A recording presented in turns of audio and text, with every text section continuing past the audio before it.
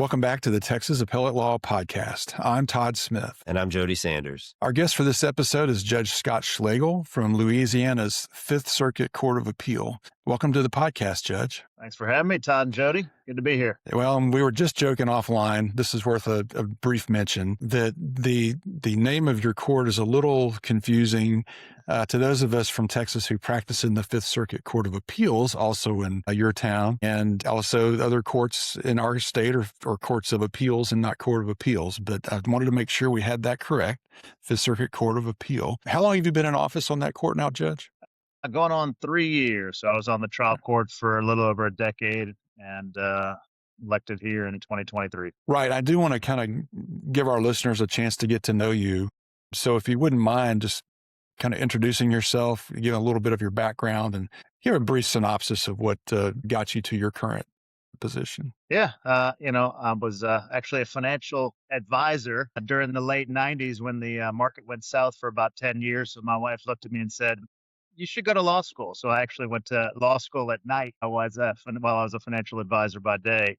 And then once I graduated law school, became a downtown lawyer doing products liability defense, civil products liability defense. And, I always joke, made great money and wasn't for me. So I became a prosecutor, made no money and loved life and enjoyed my time prosecuting cases. It's a great job. It's a tough job. We see some pretty terrible things as a prosecutor. And so I did that for about 5 years and just lived and breathed the courtroom, and the inefficiencies literally drove me crazy. I couldn't understand it. So I quit my job, took out a major medical, cashed out a 401k. My son was in school, my wife was in school, and I ran for judge and thankfully won. And since day one, it has always been, what can I do to make the justice system more efficient, effective, and accessible? And, in my estimation, that is using simple off-the-shelf technologies to, do things a little bit better. I always say, run your business better. We're not talking about human judgment. We're not talking about replacing judges. We're just talking about the business side of it and how I can make it a more efficient practice. So when I was on the trial court, the first thing I did was, that big red book that every minute clerk has. And in order to get a hearing, you have to call the minute clerk and hope that they call you back. Or you have to send a runner to get a date. And it drove me crazy. So I took the big red book, tossed it in the trash, put my calendar online, allowed lawyers to pick their own dates, call opposing counsel, make sure it works for everybody. I sent you text and email reminders with a Zoom link before Zoom was a word. And, that cost $150 a year. And, that's just one simple example to modernize the justice system and just make the process better. So when you got on the bench, was it a general jurisdiction court? Was it criminal? Yep. Handled criminal, civil, domestic, and then I also built a couple of specialty courts. So then I ran a reentry court and a swift and certain probation program. So I had, at any given time, over 100 and some odd probationers in specialty courts that I was managing as well. Wow. That's cool. So how early did you start Zoom? I mean, I know a lot of people picked it up for the pandemic. 2014. I Wow. mean, I was elected in 2013.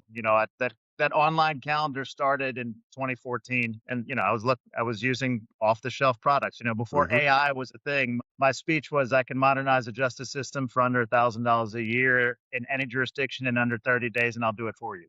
Wow. And I have no coding skills whatsoever. Wow. Well, that's really, it sounds like you went in and I don't want to say really shook things up, but my curiosity is getting the better of me now. And I'm curious about how your peers on the trial bench responded to your blazing the trail technologically. Look, judges are people just like lawyers are people. If you're in a firm and you go to the senior leadership, some of them are in, some of them are not today, not tomorrow, never. And so, you've got all of that. And so, the beauty of, and one of the reasons, I ran for judge to begin with, is the beauty is if you are the judge and you run your courtroom how you want to run your courtroom. People can't tell me no. And so I was able to modernize my own chambers, and then those who were interested, I would help them. Those who were not interested, there are 99 problems and that's not one of them. And I just need your votes. Hey, you don't need to do it, but I need your votes to get the budgets to do these things. And like I said, it doesn't cost that much money. So it really wasn't an issue. And I say how easy it is, but it's not easy. And we all know how difficult it is. Change management is very difficult.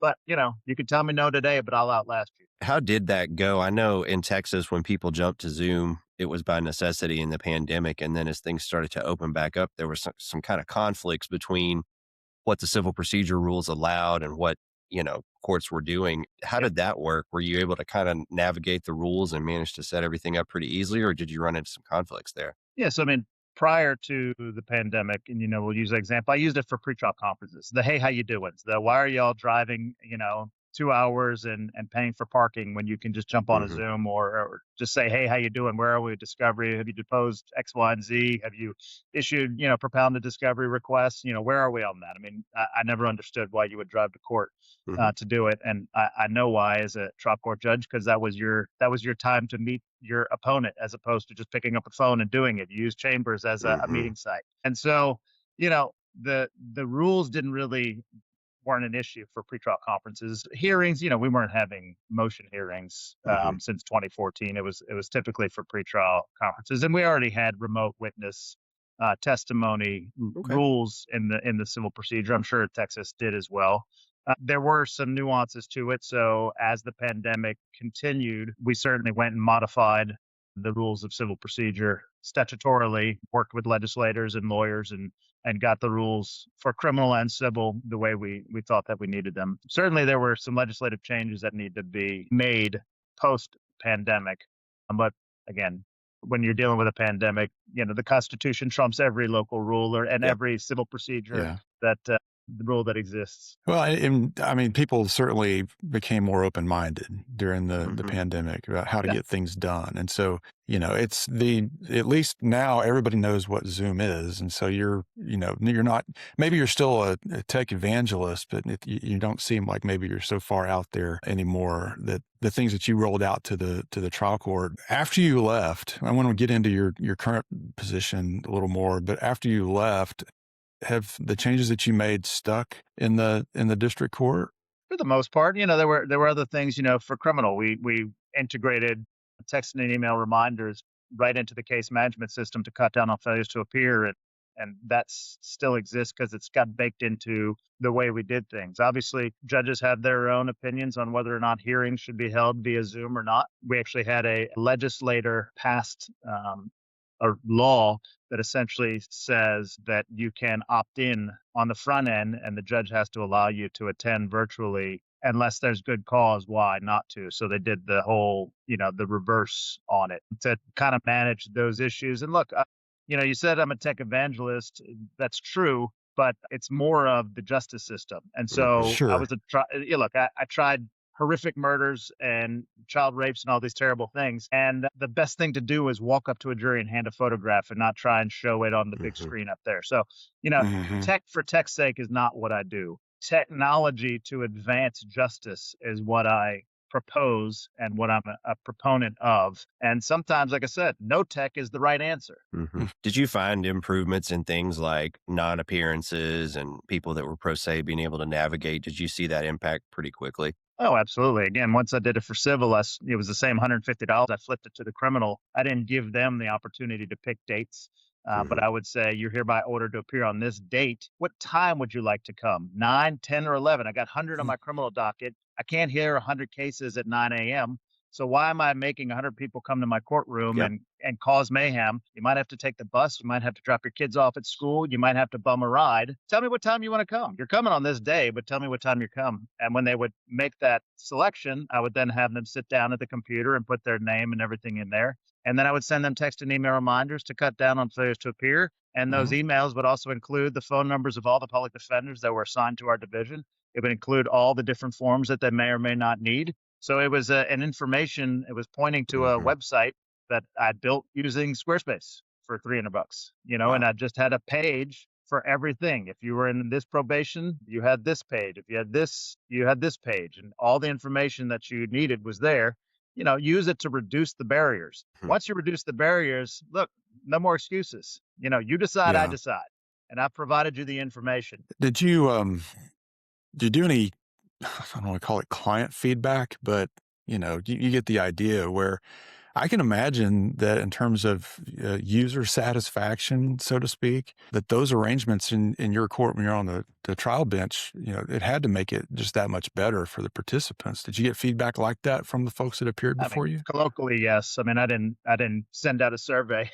Sure. How was Sure, your sure. experience today? Well, you put Yeah, me in jail, so it wasn't too good. yeah, Or you ruled against my client. I hate Judge Schlegel. yeah. I don't know what that looks like, but certainly, I think lawyers were appreciative of the ability to, look at the calendar online and find a date Hmm. that works for everybody, so they don't have to file motions to continue because no one can consulted with them about the date that was good for everybody. It was, you could I don't want to say I built an app, but I had an app that you could save to your home screen that was a web-based app. And it literally was click here to schedule a hearing, click here to drag and drop your courtesy copy, click here for sample jury charges, click here for Mm. phone Oh, wow. numbers. And, Yeah. you know where those papers went when you sent me a courtesy copy?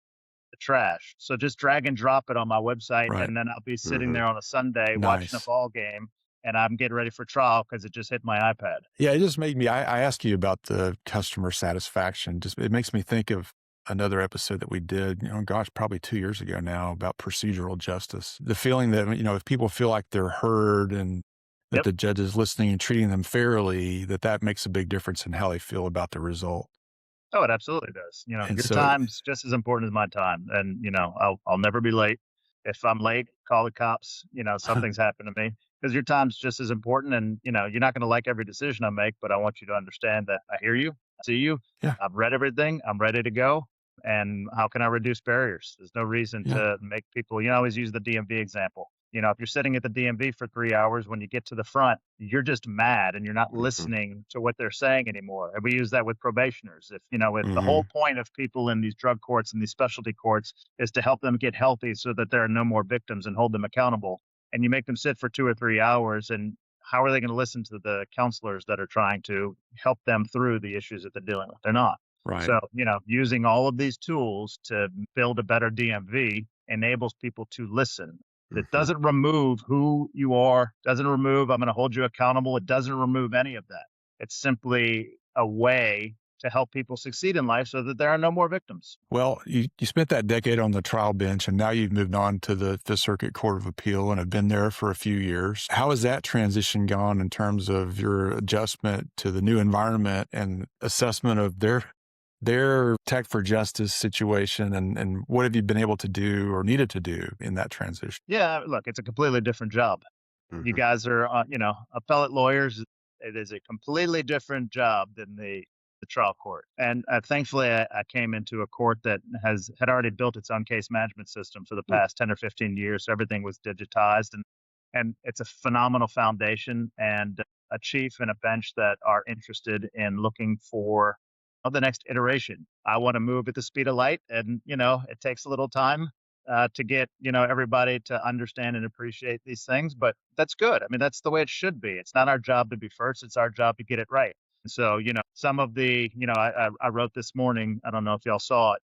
Friction, build a frictionless system, and then Hmm. find out where friction needs to be placed back in. Because Yeah. when I was starting out with these Gen AI tools, friction was a good thing. It was Mhm. good for my inexperience. It prevented Hmm. me from making errors. It prevented me from doing things. Now friction drives me crazy because I know how to use the tools, and I'm like, Yeah. give me my F1 race car that I can go. But I always joke I'm building y'all. The private sector is building F1 cars for dirt tracks, and so Hmm. how do we as a court look at these things? And it should be slower than I'm not saying my way is the right way because I probably go too fast sometimes. So it's a good thing that I have colleagues that want to understand these things before we move forward. And now, almost 3 years in, we're looking at an on-prem AI servers where we can code it and train it and help out with central staff on civil cases. We'll be able to help out with intake at the clerk's office. Now I'm looking for the budget to do it, and going forward.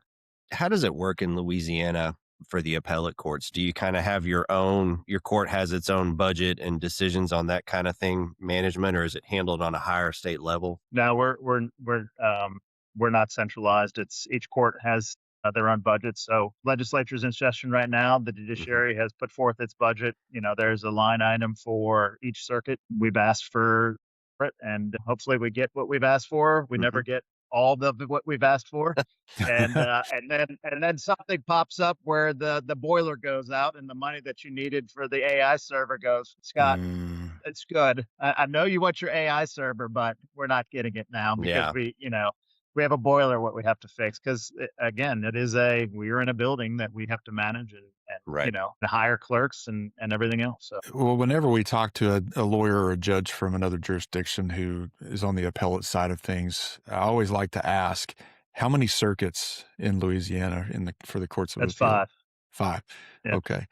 We have a lot. We have 15. Okay. And I always like to compare notes because I'm fascinated by the states that only have one intermediate court of appeals. Right. Yeah. Yeah. 5, that seems like a pretty good number. Yeah, that's good. Yeah. We have a lot, which is good for people like me and Jody. That's right. So you've made the transition now fully over the past 3 years, which just happens to coincide with the real just ballooning up of Gen AI being available.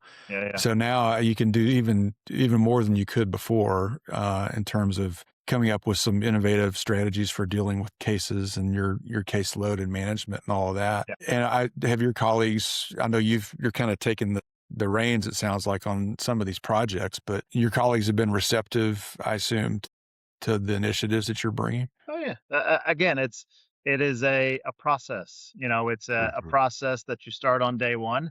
And look, there are people that argue for more than I'm game for, and I push back and say no. So again, there's always going to be that. So I can say, yes, my colleagues are supportive, but yes, my colleagues think I'm crazy at times, and that's okay. But, I think I do it in a measured approach. Again, I always, as it relates to these tools, if you've seen my website, I drafted a guideline for judges, how to use Gen AI tools. And I always start with, hopefully you're using enterprise level tools. Hopefully you're, not using free ChatGPT or free Claude or free products. But, if you're at least using the pro level $20 versions, here is a guideline to follow. It's not a tech guideline. Here's how to be careful. Rule 1 of AI. Don't use AI. Do your job first. Get a direction, get a feel, understand the file. Don't just put it into a Gen AI bot and say, what's the answer? And so it just walks you through 10 steps of how to use tools to go through the iterative drafting process if you decide to use it in a manner in which it's drafting. And hopefully you're not drafting 30-page opinions using a Gen AI tool. That is not what I'm suggesting or referring to.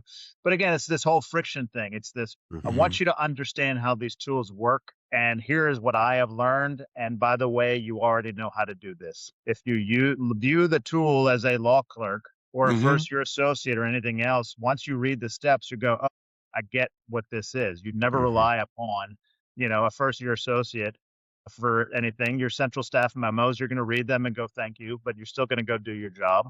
And you're going to walk through it. And so now that the tools are being baked into the tools that courts already trust, it's a different argument. So when I first started here, we didn't have the co-counsels and the proteges baked into these Westlaws and Lexuses that we could even afford. And so the previous iteration of what I tried to build was way too expensive. The tokens cost way too much, and there was just not a comfortable level of using tools that we aren't familiar with. And so I've always said, until the tools get baked into the tools that the courts trust, you won't see adoption for the chambers. Now that that's happening with your Office 365s and co-pilots being baked in on enterprise level, with the proteges and with the co-counsels, you're going to start seeing adoption going forward. And then you have other courts that are going, I get it. This is too much friction. It's driving me crazy. Give me the private sector's version of this tool. And so you're seeing that with the clear briefs and the learned hands. This is not me pushing any products. I'm just talking out loud. The enterprise level Claude, enterprise level ChatGPT, enterprise level Gemini. All of these things are the next, and I'm not saying it's next iteration, but it drops some of that and enables you to do more than necessarily some of the friction tools. And that's the way it should be. I always joke that, you should have to level up before you touch the next tool. Like Yeah. you gotta like play the game and it tells you, all right, Judge Schlegel, you can now go to level 2. I think that's a great analogy. I'm going to It borrow really that when I'm is. trying to explain it to some people who are working on some of these Yeah, things. it really is. Well, so it seems like what you're seeing and taking part in leadership of on the advancement of use of these tools in the judiciary, there's a lot of parallel between that and what's going on in the private sector or I suppose it could be public sector lawyers too. And I'm sure, judges face the same basic issues in terms of we've got hallucination problems still. You point out, don't use the free tools, use the paid ones for privacy reasons that get you that extra level or a level, preferably enterprise. That's even better. But I wanted to focus on this newer project that you've been a part of called the Judicial AI Consortium. And I think you told me that can be shortened to JAIC, JAIC. Yeah. Why don't you tell us about it and kind of tell us your involvement in it, and just look forward to hearing more about it and how we can help you spread the word about it. Yeah. So Judge Maritza Braswell, she's a magistrate judge out of Colorado. She came up with the idea, and she and I have spoken on panels together over this AI. Who are the judges who are using AI type thought process? So she called me and federal judge. She's a district judge, Xavier Rodriguez out of Texas. Oh, sure. So Mhm. she called the both of us and said, "Hey, look, what do you think of this idea, Jake?" And the idea is very simple. Judges only, ask stupid questions, talk to each other about how you're using it, what you're seeing out there. Is it helpful? Is it useful? How far should we go? Is that too far? Is it not far? What rules are being, in your state, in your courts? Everything from, do you have an AI policy? If Mhm. not, why not? And the Mhm. AI policy can be as simple as you can't use it. I hope that's not your policy, but your staff, people are using it. So our policy is very simple. You may use AI in these situations with these approved products, and you must tell your judge that you used it. That's it. So we don't want to be those two federal judges that got hailed in front of Chuck Grassley about their hallucinations, and they said my staff, used Gen AI and we didn't know it, and there were some mistakes in there. So again, it's our job to get it, not to be first. It's our jobs to get it right. And so when lawyers mess up, no big deal.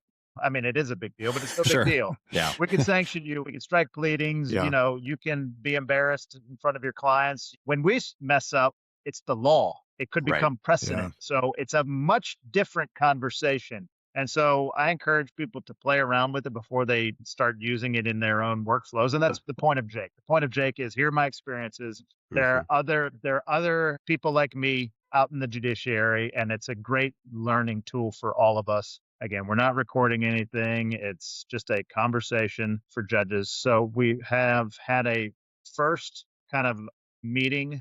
We had over 100 judges from across the country. And then we are having what we're calling pop-ins, little 30, 45-minute, come if you can conversations. The first one occurred last week. There was about 20, which is a perfect number for these pop-ins. And then we'll have a couple of more before our next big meeting in April. So, Judge Braswell led one. I'll lead one. Judge Rodriguez will lead another one. And again, it's just a great time for us to talk amongst colleagues and figure this thing out. So, I mean, I guess it's still early days for JAIC, but do you envision it turning into a nationwide network of judges, or is it Yeah, just that's the going to? hope. Okay. I mean, I think it already is. I think, Yeah. We've already got over 200 people, over 200 judges who have signed up.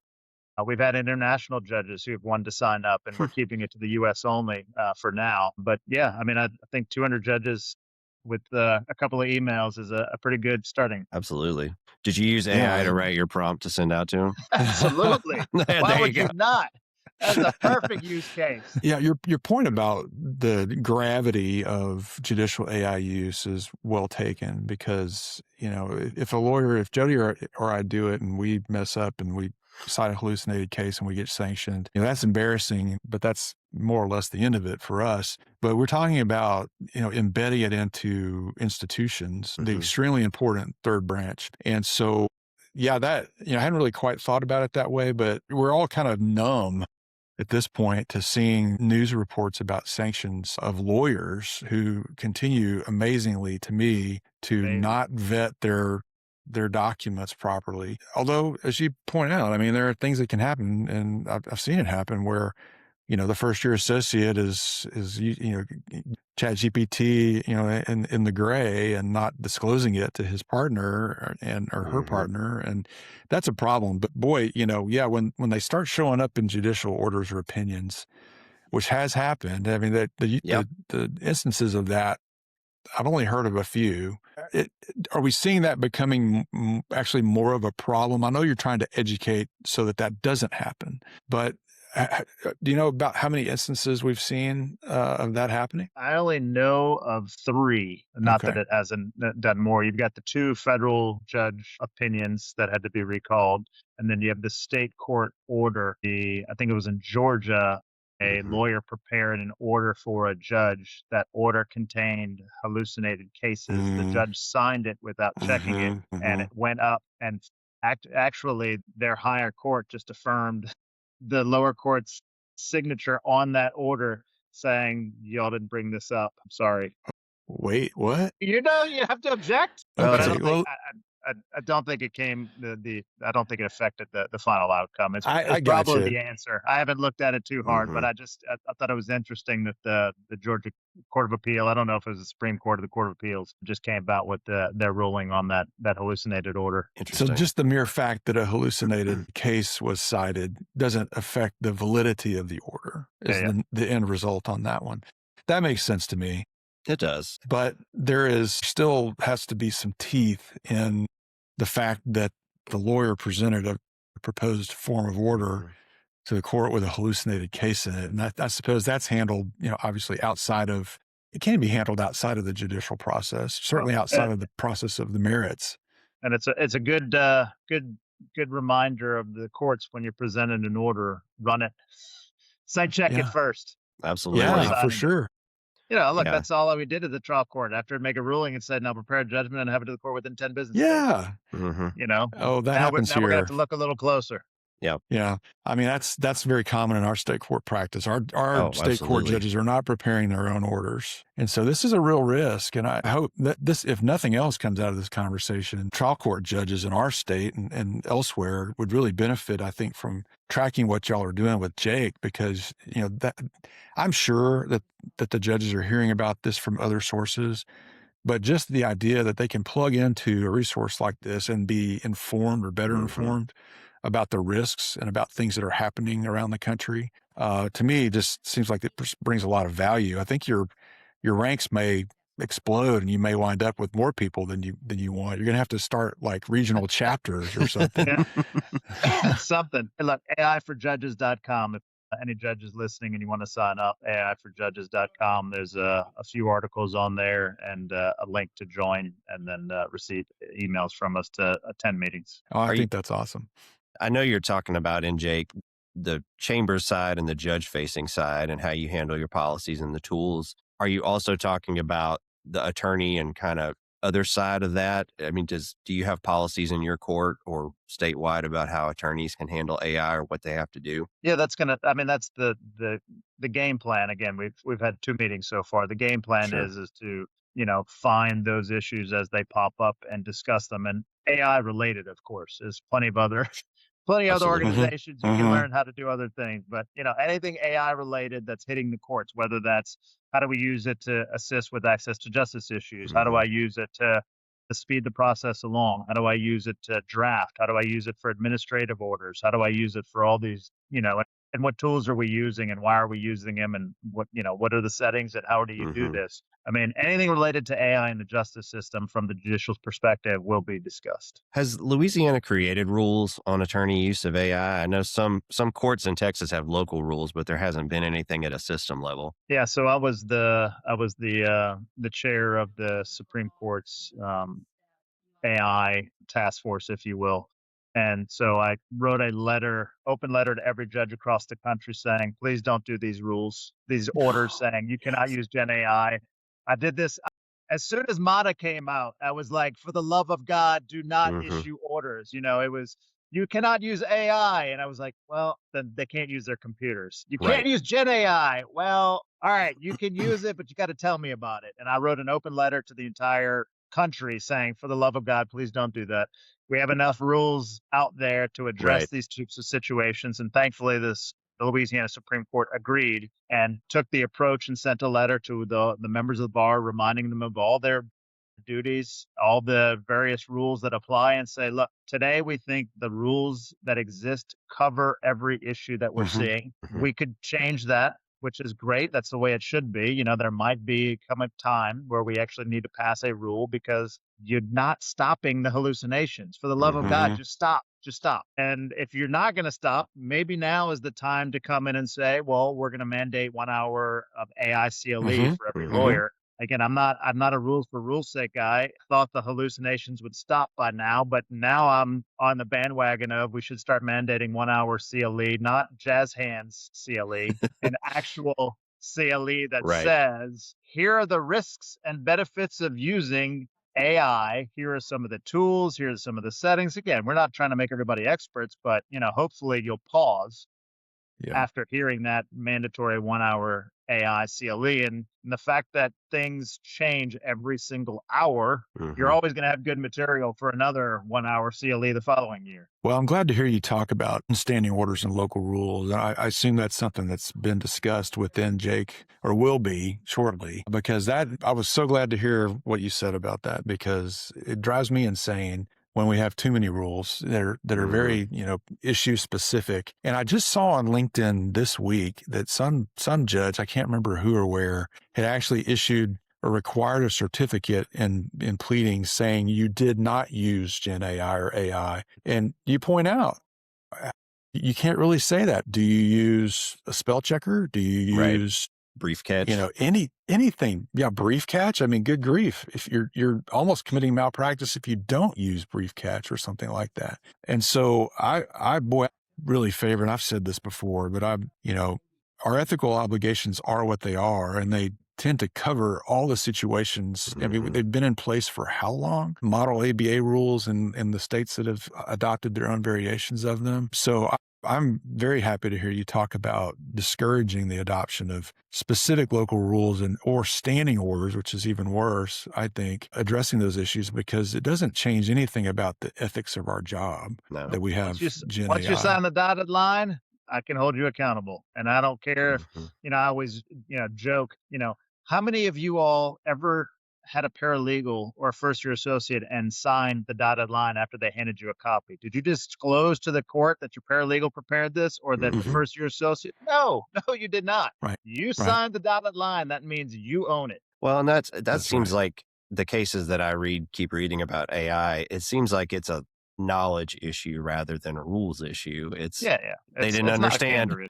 oh, I thought when it spit out these cases that those were good cases because it had checked them. And it's just a Right. misunderstanding that no, it's answering your question with words that it's put together and they may or may not be accurate words. And one thing that the folks committing those errors need to know is you can actually use Gen AI to avoid those problems. There are specific apps that will check you and make sure, or you can use the tools that are already there Yeah. Look, to avoid that.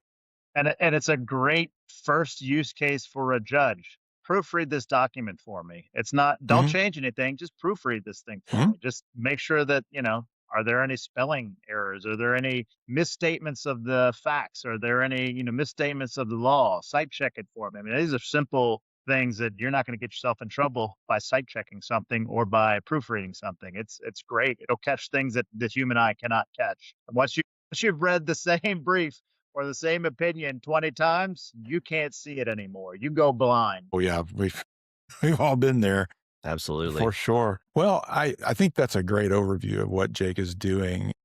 Like I said, it's still early days, and so there's a lot yet to come. But you gave the URL for Jake, and we'll certainly encourage every judge we know to check it out at every level. It sounds like it's something that's going to be worth tracking. I hope you do get to the point where you have to create local chapters. That would be awesome, because it means that judges are interested and they want to learn about it, and they want to potentially use it to help. I know you talk about AI, and we've talked about it on this show too, about AI as an access to justice issue. And, more efficient justice on the judiciary side plays into that, dovetails into that. So I think it's very commendable what's happening. And we're certainly, I'm not familiar with Judge Braswell, but Judge Rodriguez is just down the road from me in San Antonio. I'm in Austin, certainly very familiar with him. He has written and spoken a lot here locally in our state on these same topics. And so it's great to know that we've got leaders in the judiciary standing out front and really encouraging other judges to speak up and pay attention to this. Is it fair to say, well, maybe you don't know kind of what the age distribution is among JAIC folks yet, but you've got the digital natives who are comfortable with this, and now we're all old enough where we see digital natives, not necessarily us growing up, but digital natives are entering this phase of their career where they might be judges. Is there any? You probably can't make any generalization about the distribution of age among the folks that have expressed interest in JAIC so far, but I assume that the ones who are older, are just generally trying to educate themselves about AI and figure out what's going on. Yeah, I really don't think it's an age thing. It is to some extent because, look, I think I'm older than Judge Braswell and Judge Rodriguez is, older than I am. And I don't think it's necessarily because you're a certain age, you can do this better than the other. Again, Judge Rodriguez, if you're listening, I'm not calling you old, but Judge Rodriguez, knows how to do this just as well as I do. And he's at the end of his judicial career. I think he's been on the bench almost 30 years now. So Yeah. it's not like I'm the old person in the room and I can't do this. And if you frame it properly, then you can tell people you already know how to do this, and frankly, younger people using these tools scare me more than older people using these tools, because the younger lawyers and judges may not have the scarring necessary to understand the nuance of the law. And it's this, I use this example, and we talked about war stories, so I'll give you one right now. When I first became a prosecutor, I was asked to third chair, not first chair, not second chair, third chair, a horrific homicide, multiple victims, DNA everywhere, mixed DNA samples, fire covering everything up. It was awful. But I had no idea how to try that case, and I had no appreciation of how to present the evidence. But you know what I knew? I knew PowerPoint. This was right after the foam board, and I was like, look, that foam board stuff is nonsense. Let's do PowerPoint. So I convinced the senior prosecutor to allow me to. I used the diagram of the scene. I had all the evidence laid out. I had all of the different mixtures of DNA color-coded on every single piece of evidence.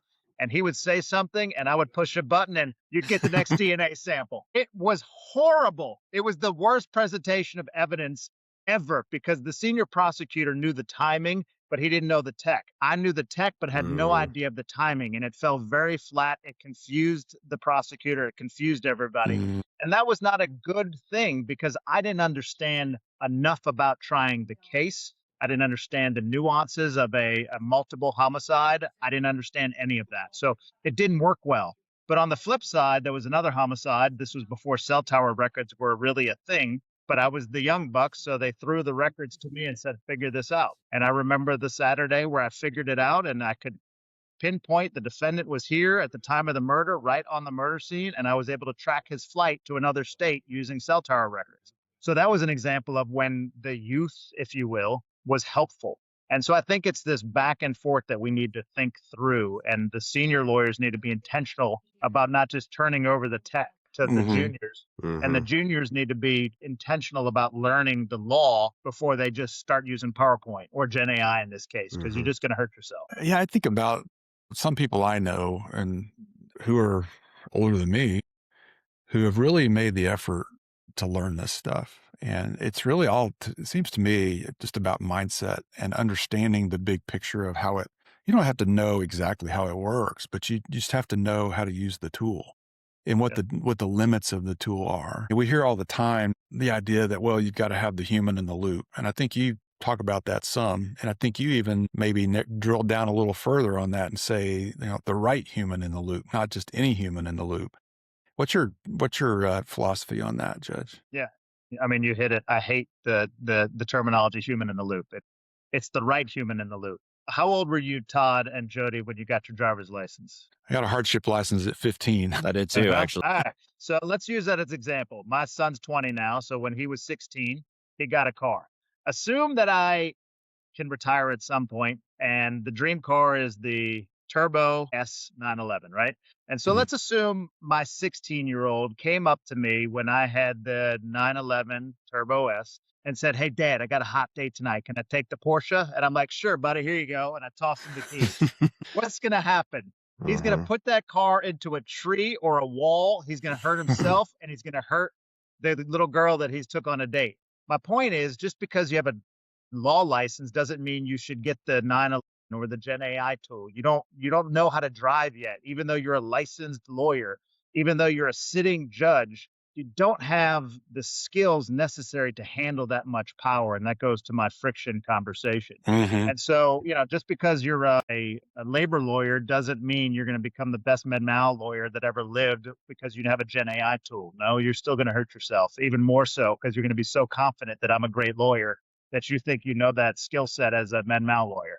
And it's the same thing with the court and everybody else. Just take it slowly. Do something you know really well. Learn the strengths and weaknesses of the tools so that you Mhm. can go from the Buick to the Cadillac, maybe to the Honda, and then to the Porsche and the Mhm. Lambos and everything else. So start small, start slow, do something today in a very controlled way so that you can learn the strengths and weaknesses. And look, once you learn how to use ChatGPT and you go over to Claude, they're completely different. And Gemini is Mhm. completely different. They all Mhm. act differently. Yeah. Well, and this kind of dovetails, I think, too, with something you've talked about drift. The tendency historically in judicial chambers is you've got the judge and staff. It can be administrative staff, lawyer staff, and the judge, depending on the court, is going to vary a lot by judge. Their level of reliance on staff for original thought and drafting varies a lot.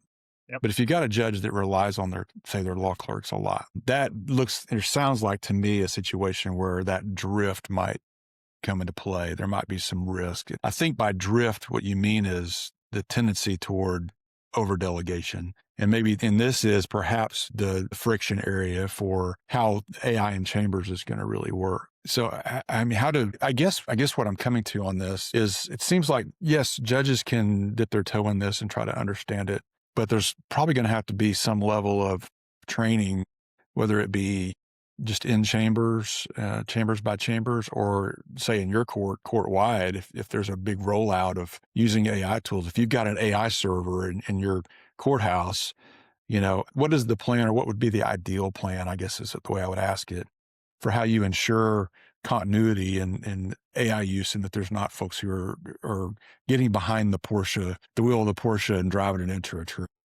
Take an iterative approach, go slow. Again, build your dream world and then back off and put friction back where friction belongs. So Mhm. dream big, build it, don't implement it.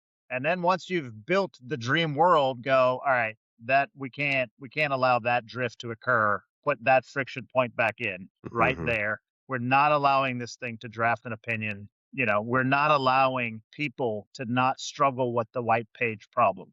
I'd never, ever want people to Mm-hmm. hand this over and say, hey, give me I'm not a first draft guy. I don't agree with it. I know some do agree with it. I don't agree with it.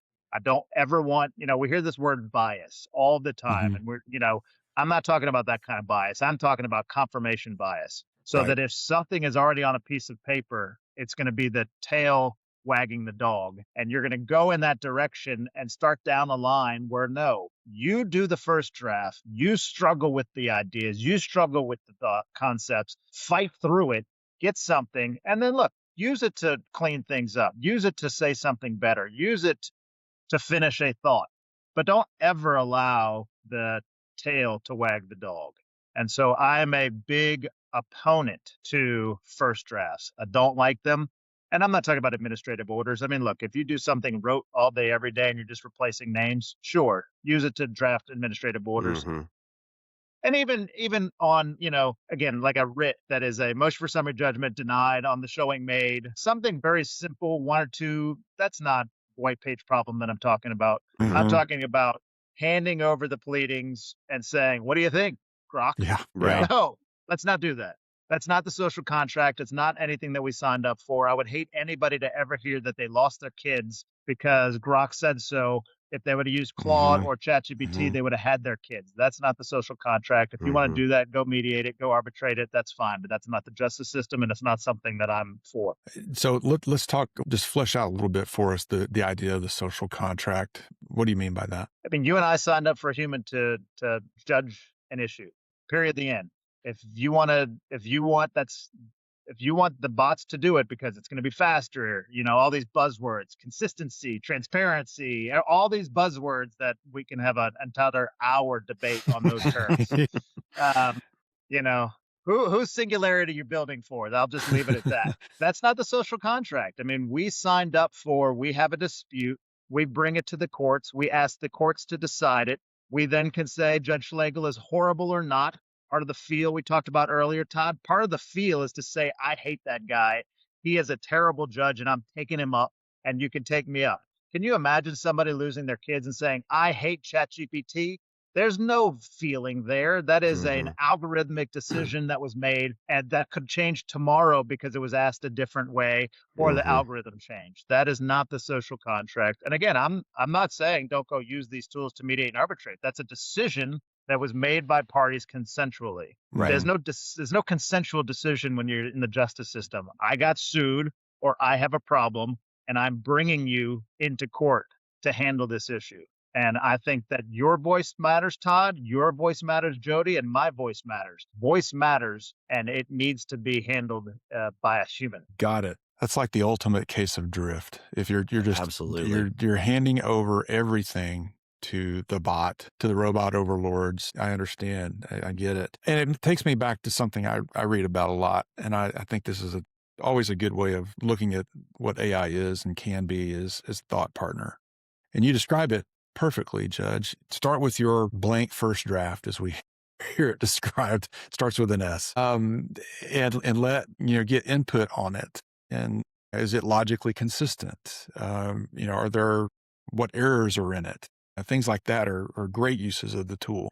But the idea of your discussion of that overall concept made me think about something I read about not too long ago too, that, I think it was the AAA, American Arbitration Association, now has this chatbot generated arbitration process, but the parties are consenting to it. Yep. So there's not a social contract problem, right? And there are very close parameters, tight parameters built around it, as I understand it. And that's not what we have in terms of the general use of general AI or Gen AI and to go from zero, blank page to opinion with no input from the judge. Just what do you think? I'm still curious how that AAA thing's going to work out, but we shall see. But that's not the way that the judicial process ought to work out. So appreciate your comments on that. Well, we're getting close to the end of our time together today, but I do want to ask you, if you've got, in terms of the practitioners that come before you as a judge, do you have some concrete things that lawyers who are, let's say, coming into your court, tips that you might give to them in terms of the use of Gen AI? It sounds like, as I said earlier, there's a lot of parallel between the way that judges use it and the way or should use it and the way that lawyers should. Is there anything specific to the lawyer use case that comes to mind that you want to bring to folks' attention? Lawyers should be using this to write better arguments to the court. I don't know why you wouldn't use it. Again, this always premises you understand how to use it. But if Todd is a great appellate lawyer, Todd will write a better brief after he's written his brief personally or in tandem with that will make it clearer for the courts to understand what he is trying to say. Again, you're not turning it over. The bot can make a suggestion. You're like, that's terrible. I'm not telling the judge that, So if you use it critically, then you're going to write a better brief to the court. And this is an appellate podcast. So, you might be a great orator, Todd, but I've pretty much read everything. I'm pretty good. By the time you get there, there are some issues that are very, very confusing that it's important for oral argument. And I want to hear about it and everything else. But I mean, for the most part, you're writing your opposition, your reply, that's already forming the ideas before we even get in there. And so I would absolutely use it to tear your opponent's brief apart. Use it to prepare for oral arguments. Use it to prepare your own briefs. I would use, they have Google Notebook LM, which is a sleeper that nobody talks about. I mean, you can feed briefs into it and literally create podcasts for yourself to listen to arguments, to get ready for your own oral arguments. Again, go for a jog, use it to walk, delete it and do it again and see what they are actually talking about. It's just a great way to get you thinking through arguments. Ask these tools to be a panel. What questions are you in? Feed it the pleadings. Hey, you're my panel. I'm about to go for oral arguments. Ask me a bunch of questions and just go back and forth with it. Just getting hit by the panel of AI bots so that you can get ready for oral arguments. I mean, these are great ways to use these tools. As an advocate, I would use it all day, every day, because you want to go a certain lane. You want it to confirm everything that you're saying. That is a great use case. And my job is to get it right. Your job is to convince me that you're right. So use these bots to sharpen your. I think that's great. Yeah. It's our tradition to always wrap up with a tip or a war story, and you've given us some great tips, but I don't know if you've got more or if you have a war story you want to share as we close. I won't give you another war story, but I'll leave it at this. It's going to be okay. We've been here before. We're going to get through it again. Y'all remember about 20, 25 years ago when you were in that first CLE and that lawyer walks up to you and says, hey, Todd, Jody, come over. I want to show you something. I got my client files in the cloud. And you're like, the cloud? What are you talking about, the cloud? You're like, yeah. All my client files are up there in the air. And if I wanted, I just pull it up and we're like, you're going to jail.